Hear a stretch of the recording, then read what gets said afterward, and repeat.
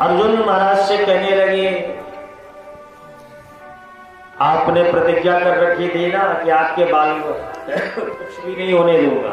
पूरा महाभारत का युद्ध हो गया और मेरे 5 पुत्र थे, 5 पुत्रों में से कोई नहीं जीवित है। 5 पति होते हुए भी मेरे संतान का सुख छिन गया है। गोविंद का हाथ पकड़ करके कहने लगी, गोविंद आपने तो प्रतिज्ञा कर रखी थी आपके बालकों का मैं बाल विवाह का नहीं होने। कहां गई आपकी प्रतिज्ञा?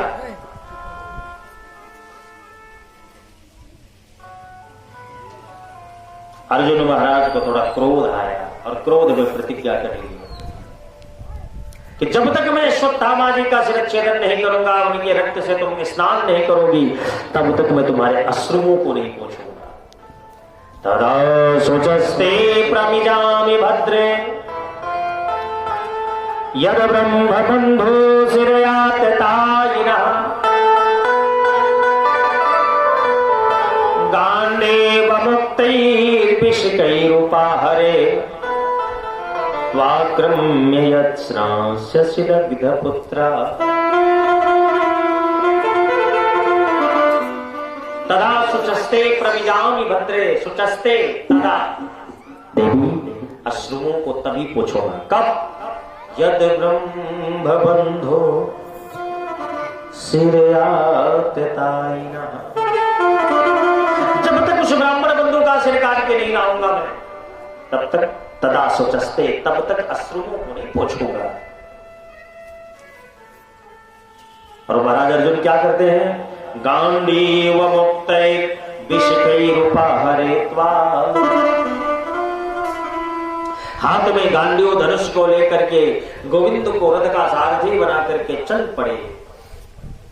अश्वत्थामा जी ने देखा, भगते गए अश्वत्थामा जी, और अंत समय में जब देखे कि अब बचना मुश्किल है, इसलिए ब्रह्मास्त्र का प्रयोग कर दिए, छोड़ दिए। अर्जुन की तरफ ब्रह्मास्त्र आने लगा। महाराज अर्जुन भगवान गोविंद से पूछते हैं, ये कौन से वेग आ रहा है मेरी तरफ? बोले ये अश्वत्थामा का छोड़ा हुआ ब्रह्मास्त्र है। अश्वत्थामा का ये छोड़ा हुआ ब्रह्मास्त्र है। अच्छा, छोड़ तो दिया उसने, लेकिन उसको वापस लौटाना नहीं जानता। आप भी छोड़ो। इधर महाराज अर्जुन भी ब्रह्मास्त्र को छोड़ते, दोनों ब्रह्मास्त्र आपस में टकराई और टकराने के बाद अश्वत्थामा को पशु की तरह बांध कर पकड़ लेते हैं और अपने रथ के पीछे बांध दिए। अब भगवान परीक्षा ले रहे हैं। भगवान कहने लगे, भैया ये आप क्या कर रहे हो? बोले आपने प्रतिज्ञा कर रखी थी ना कि अश्वत्थामा का शिरच्छेदन कर दूंगा, लेकिन तुम तो इसको पशु की तरह बांध करके लेके जा रहे हो। भक्तम प्रमत्तम उन्मत्तम सुप्तम बालम स्त्रियम जलम प्रपन्नम विरथम भीतम नरिपुम हन्ति धर्मभितः। मत्तम प्रमत्त उन्मत्तम, सोए हुए बालक निरपराध जीव। कोई धर्म का जानकार व्यक्ति ऐसे लोगों का वध नहीं करता।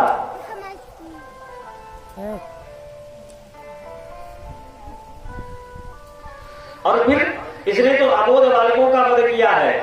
इसको मारो मत, इसको छोड़ो मत, इसको तो इसका वध ही कर दो।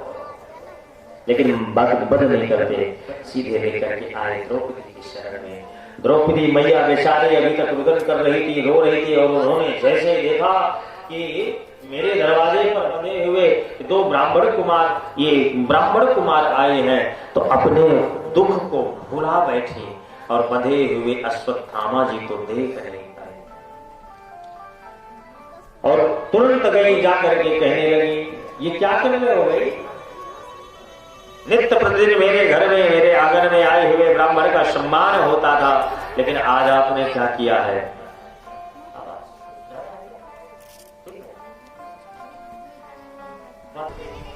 लेकर के तो द्रौपदी बेचारी अपने दुख को भुला बैठी, बंधे हुए अश्वत्थामा जी को देख नहीं पाई। कहने लगी, छोड़ो इनको। अर्जुन कहने लगे, कैसे छोड़े?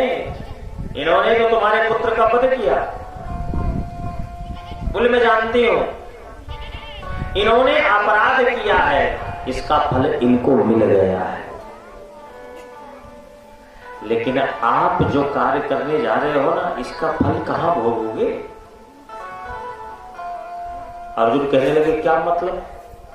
बोले एक बात बतलाइए, आपने तो पहले इनके पिता का पद कर दिया, जो आपके गुरुदेव थे आचार्य गुरु द्रोणाचार्य, और इनकी मां बेचारी कृपी जिनका नाम है, पुत्र के सहारे जीवित रहे।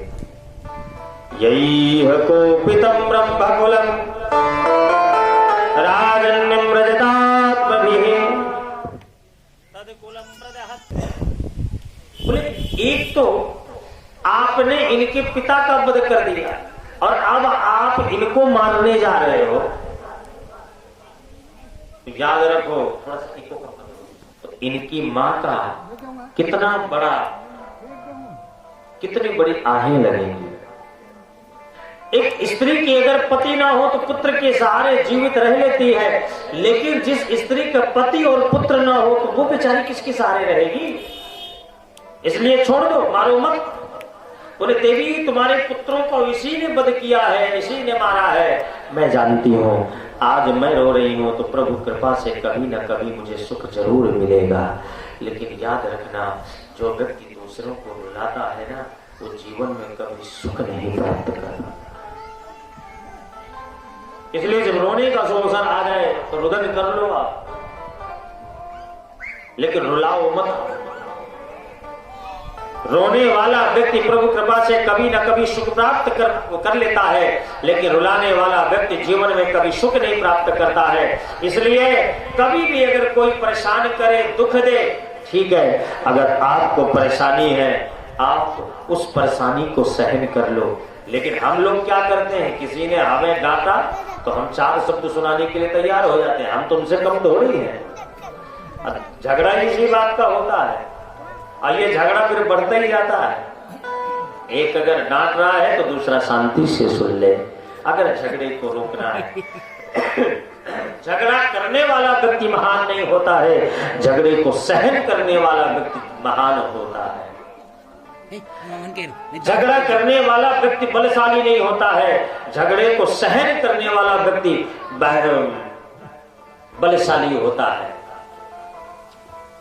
एक अगर चुप हो गया तो दूसरा, हम लोग अर्थ क्या निकालते हैं, ये जानते हो क्यों चुप हो गया, हमारे सामने टिक नहीं सकता ना ये, इसलिए अहंकार में तो लोग झगड़ा करते हैं। लेकिन अगर दूसरा शांत होता है, इसका मतलब ये नहीं हुआ कि वो आपसे झगड़ा नहीं कर सकता है, आपको जवाब नहीं दे सकता है। दूसरा अगर शांत है, इसका मतलब है कुछ बातों को वो भगवान के ऊपर छोड़ दिया है। माता द्रौपदी इतने भाव से कहने लगे, बताओ विचार करो, जिसके 5 पुत्रों का वध हो जाए, ये भी पता चल जाए फला व्यक्ति ने मेरे पुत्रों का वध कर दिया है, अब कोई संतान नहीं है, और वही व्यक्ति अगर हमारे आंगन में आ जाए तो आप कल्पना करो आप उसके साथ कैसा व्यवहार करोगे। लेकिन धन्य है द्रौपदी मैया अपने पुत्र को बुला बैठी और बंधे हुए अश्वत्थामा जी को देख नहीं पाए। इतनी महान है द्रौपदी। द्रौपदी मैया का नाम है भक्ति। जिनको जीवन में केवल दुख ही दुख मिला, याद रखना भक्ति के मार्ग में चलने वाला जीव दुखी ही होता है, क्योंकि भक्त की हमेशा परीक्षा ली जाती है, और जब भक्त परीक्षा में पास होता है, उत्तीर्ण होता है, तो भगवत कृपा मिलती है उस जीव पर। फिर जो सारा संसार जिनकी अवहेलना करता है, फिर सारा संसार उनके पीछे भगता है।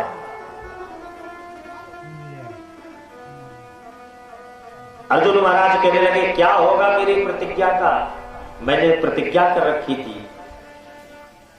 युधिष्ठिर जी महाराज कहने लगे नहीं, प्रतिज्ञा छोड़ो, द्रौपदी जो कह रही वो ठीक कह रही। भीमसेन बोले नहीं नहीं, इसको मार दिया जाए।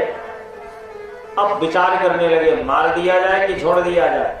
अब भगवान की शरण में आए अर्जुन महाराज, सरकार क्या करें, हमने प्रतिज्ञा भी कर ली है कि मारा जाए कि छोड़ा जाए। द्रौपदी कह रही है छोड़ दो, युधिष्ठिर जी कह रहे हैं छोड़ दो, भीमसेन जी कह रहे हैं दुष्ट है इसको छोड़ो मत।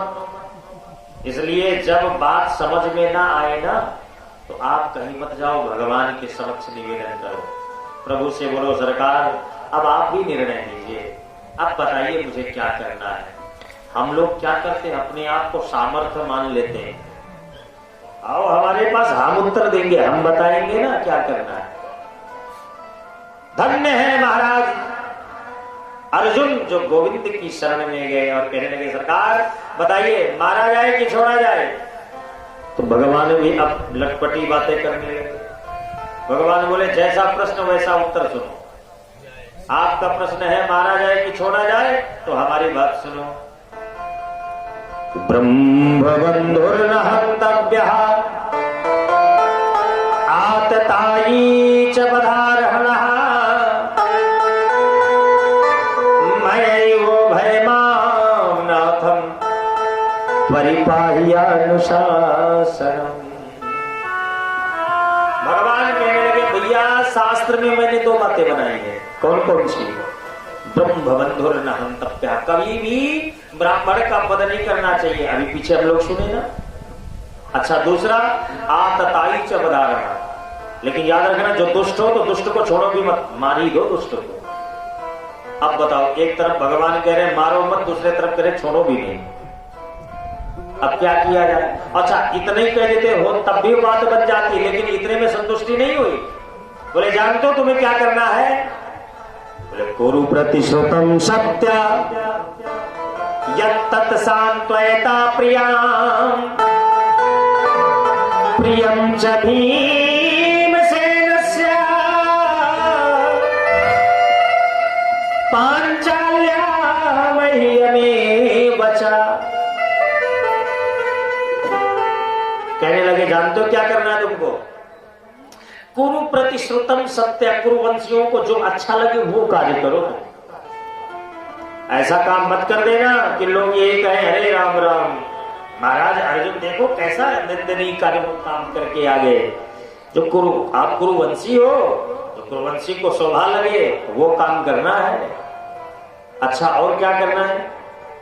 कुरु प्रतिश्रुतम सत्य यत्तत् सान्त्वयता प्रियाम, इतना ही नहीं जो मुझे प्रिय लगे वो काम करो।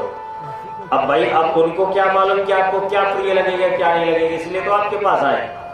लेकिन भगवान कह रहे नहीं, जो हमें अच्छा लगे वो काम करके दिखाओ। अब इतना ही नहीं, पांचाल्याः मह्यमेव च, जो पांचाली अर्थात द्रौपदी को जो अच्छा लगे। तो द्रौपदी क्या चाहती थी? छोड़ दिया जाए। पांचाल्याः मह्यमेव च, जो मुझे अच्छा लगे, जो प्रियम च भीमसेनस्य। अब भीमसेन महाराज को जो प्रिय लगे, भीमसेन जी क्या चाहते थे? कि मार दिया जाए। द्रौपदी क्या चाहती थी? छोड़ दिया जाए। वही बात भगवान कह रहे हैं, तुम्हें काम वो करना है जो मुझे अच्छा लगे, जो दुर्योधन युधिष्ठिर जी को अच्छा लगे, जो भीमसेन जी को अच्छा लगे। अब बताओ, आए थे शंका का समाधान पूछने के लिए, भगवान उल्टा ही शंका में डाल दिए। लेकिन धन्य है पक्के गुरु के पक्के चेला थे, भगवान की बातों को समझ गए कि जो महाभारत के युद्ध में जो श्रीमद् भगवत गीता का उपदेश दिए थे वो याद आ गया कि भगवान ने कहा कभी भी ब्राह्मण का वध मत करो, कितना ही दुष्टता क्यों ना है। तो ब्राह्मण, इसका मतलब ब्राह्मण का ही आतंक होता रहे। बोले नहीं, ब्राह्मण का भी वध मनाया गया। क्या? ब्राह्मण का अपमान कर दो, ब्राह्मण की संपत्ति का हनन कर दो। ब्राह्मण का अपमान ही ब्राह्मण का मरण है। कभी भी ब्राह्मण को जान से नहीं मारना चाहिए।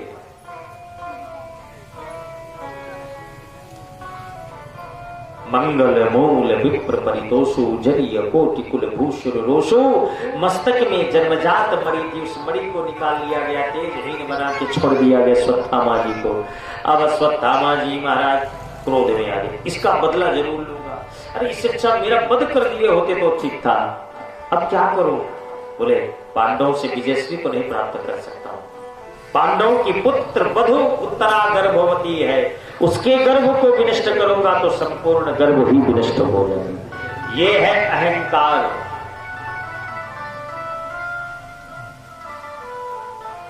अहंकार हमारा झुकता नहीं है, अहंकार हमारा मिटता नहीं है, झगड़ा हमारा बढ़ता जाता है।